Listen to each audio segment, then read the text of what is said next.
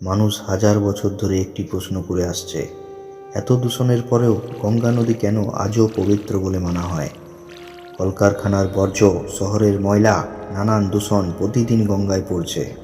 তবুও আশ্চর্যের বিষয় হলো, অনেক গবেষণায় দেখা গেছে গঙ্গার জলে এমন কিছু বিশেষ ব্যাকটেরিয়া ও খনিজ আছে যা ক্ষতিকর জীবাণুকে দ্রুত ধ্বংস করতে পারে। বিজ্ঞানীরা একে বলে সেফ পিউরিফাইং নেচার, কিন্তু হিন্দু শাস্ত্রে এর ব্যাখ্যা আরও গভীর। পুরাণ অনুযায়ী গঙ্গা শুধুমাত্র একটি নদী নয়, তিনি হলেন মা গঙ্গা, স্বর্গ থেকে পৃথিবীতে অবতীর্ণ এক দেবী।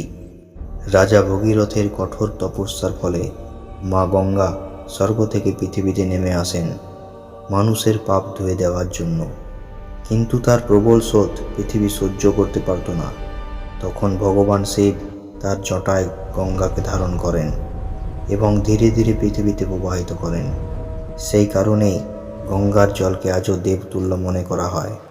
শাস্ত্র বলে, গঙ্গা স্পর্শ মানুষকে শুধু শারীরিক নয়, আধ্যাত্মিকভাবেও পবিত্র করে।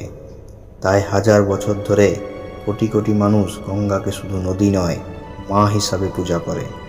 কিন্তু মনে রাখতে হবে, গঙ্গা আমাদের মা হলে তাকে পরিষ্কার রাখার দায়িত্বও আমাদেরই।